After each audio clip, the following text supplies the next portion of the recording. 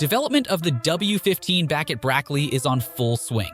Working on the quest of closing the gap down to Red Bull, Mercedes have found yet another solution to improve the W15's competitiveness. Mercedes are working on a new aerodynamic concept for 2024, and the team is bound to make mechanical changes to its car down to the fundamental levels to accustom the said new aerodynamic concept. So what is this huge change Mercedes is about to make, and what result is the team expecting from the said change? Well, stick around to find out. Mercedes, enduring 2 difficult seasons back-to-back, has been able to garner lots of data, lots of answers which the team is surely going to implement on next year's W15.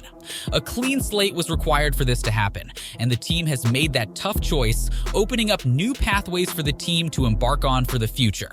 Toto Wolff recently talked about this, and he went on to say, "We will have a different chassis, different aerodynamics, different characteristics, different suspension, and everything that we can change. We are going to change." So far, the results in the virtual world are positive, but we need to be careful in terms of managing our expectations. Everything that we can change, we are going to change. This is well and truly what's happening currently at Brackley, because day after day, we are receiving reports regarding the changes Mercedes are making for the W15, and they are sticking to their word. The latest reports have revolved around the car's chassis and gearbox, which is bound to solve one of the biggest weaknesses of the Mercedes W14, in return improving the competitive nature of the W15 come 2024. The W14 was a slow car on a straight line, with and without the DRS. Not only the W14, the W13 also was a draggy car, as Wolff always refers to his car's rear wings as a barn door. The most aero-efficient car within the current Formula 1 grid is the Red Bull RB19, evident with its top speed numbers despite running loaded rear wings. Tracing the source of this weakness, Mercedes were led to the car's gearbox design, which actually seems to be a design of compromise. The W13 and the W14 had a gearbox, large in terms of size and heavy in terms of weight. This type of a gearbox was used by Mercedes due to the implementation of the zero pods design, as the slim aerodynamic parts required certain mechanical compromises to be made. One of those compromises is the rear suspension, which required the gearbox to be of certain dimensions, affecting factors like size and weight. The current Mercedes gearbox is of big size and heavy weight, which would explain the draggy nature of the W14 and the W13. When matching top speed numbers, Mercedes and its customer teams have always been close to the bottom of the pile, at certain cases surprisingly Williams as well. This was all due to the draggy nature the Mercedes gearbox design has caused. But for 2024, with Mercedes having ditched the zero pods design, embarking on a brand new aerodynamic direction, it gives the team the ability to make the desired changes to the car's gearbox design, aiding into the redesign of the car's suspension and active aerodynamic components. According to a report from AM/US, Mercedes are designing a small and lightweight gearbox for 2024. This design language is similar to what Red Bull has under its RB19, which does open a lot of untapped potential for Mercedes. Firstly, the gearbox being lighter aids in weight saving, resulting in improvement in pace and also aerodynamics. Secondly, redesigning the gearbox to a compact form factor gives Mercedes the wiggle room to play with its active aerodynamic surfaces, to manipulate top body airflow in the direction of improved aerodynamic efficiency, aiding in better straight line and top-end speed.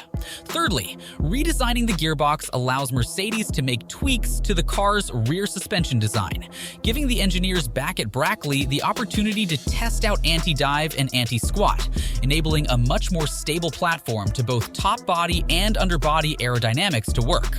Furthermore, having a compact gearbox design increases the usable aerodynamic space of the underbody and diffuser.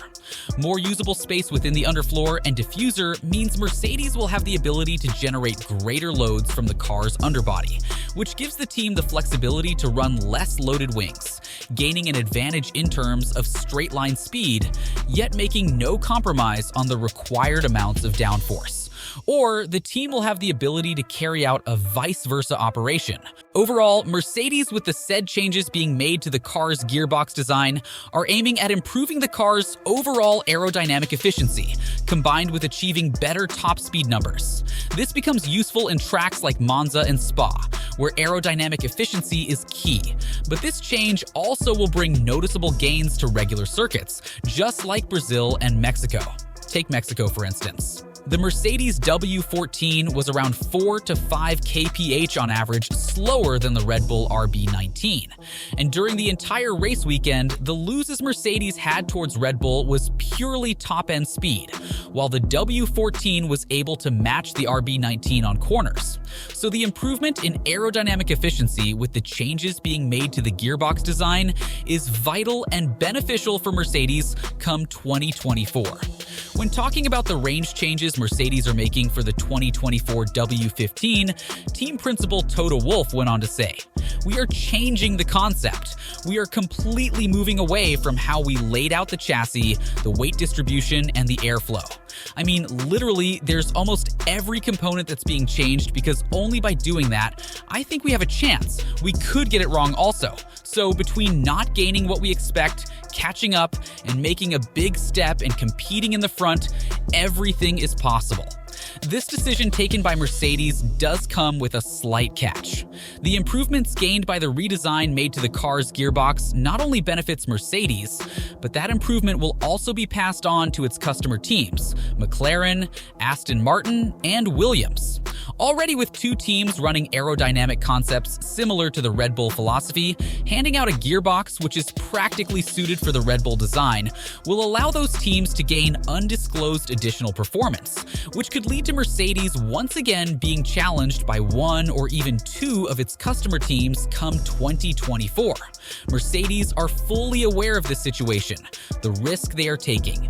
What they are doing currently could lead to a tighter field come 2024, hence explains the risk the team is taking by following an unprecedented aerodynamic philosophy for the W15.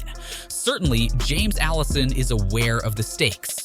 In a recent interview, the technical director of Mercedes covered this topic and mentioned that if his technical team is able to develop a car worthy of fighting for race wins and championships, he feels both Lewis and George are more than capable of bringing home both championships. When elaborating on this matter, the Brit went on to say, "They need us to provide them with the equipment.